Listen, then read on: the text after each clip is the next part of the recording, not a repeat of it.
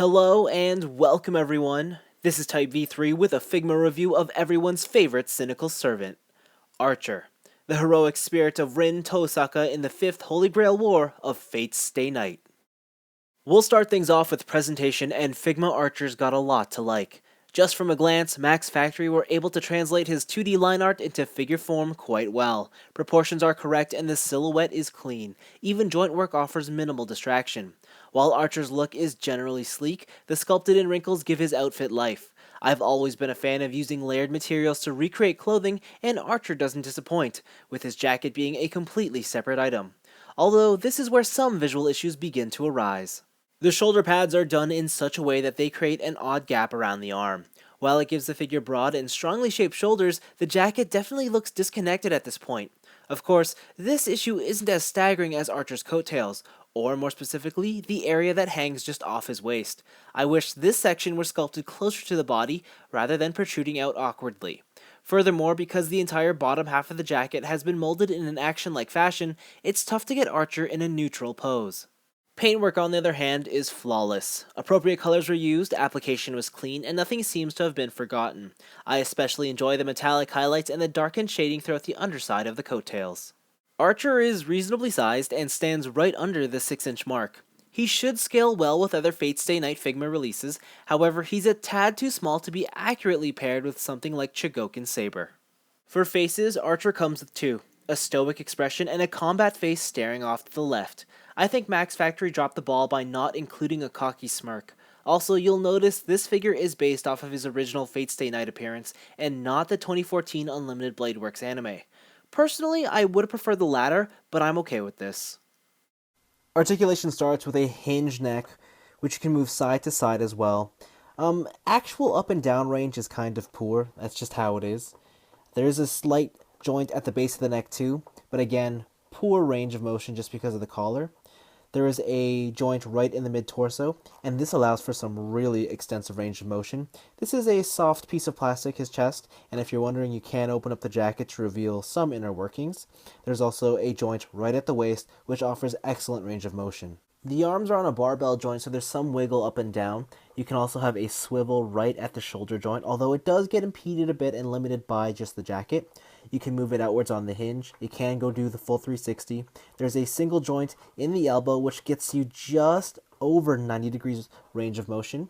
And of course, there is a ball hinge for the wrist. The hips are on your standard ball joints. However, the range of motion is kind of weak. I mean, this crotch section here, even the waistcoat, they are separate pieces, so you can slide them upwards, and there's even a cut in the side of the material here to allow for extended range of motion.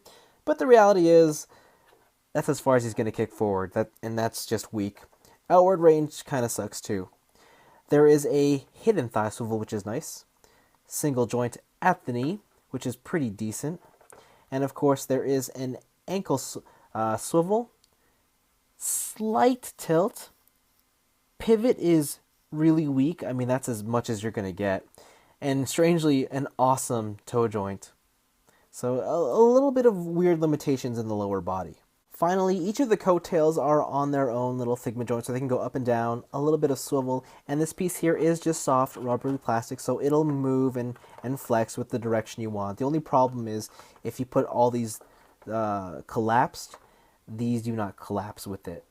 Despite utilizing the Figma 2.0 body, Archer's articulation seems strangely limited. The lower body could use more posability all around. On the flip side, balance and build quality are great. Archer comes with your standard pairs of fists and open palms for primary display purposes. He even has a single left open hand in a slightly different pose to represent his projection magic. It's a nice sentiment, yet ultimately useless without any other accessories to support it. Following these are a pair of gripping hands meant for his pair of swords, Kansho and Bakuya. They fit snugly in the hands and their overall presentation is excellent. Next up, the bow and arrow. Well, it's more like a bow and a sword. As expected, both weapons are painted perfectly. There's a special right hand to hold the sword like an arrow, and the original left gripping hand is used for the bow.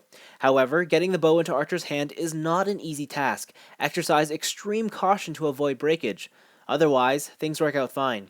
I'm somewhat disappointed there's no arrow effect parts, but the figure's limited articulation makes it tough to pull off a convincing Archer pose anyway. Finally, the entire package is rounded out with the regular Figma inclusions of a display stand and an accessory bag.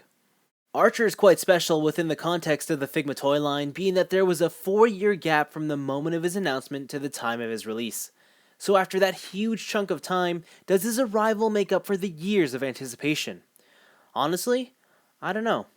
What I do know is this: it's a great toy and it easily delivers on the Figma standards. Accessories are good, articulation is decent, and it's certainly an awesome plastic representation of the character. Could there have been more? Sure. I think another face and arrow effect parts would have been nice. Extra articulation wouldn't hurt either. Nevertheless, I'm not feeling overly disappointed by these issues. At the very least, Figma Archer is another quality figure produced by Max Factory. It doesn't go above and beyond the toy line's expectations. Still, it should prove to be an enjoyable toy for longtime Figma collectors, and more than that for Fate Stay Night fans.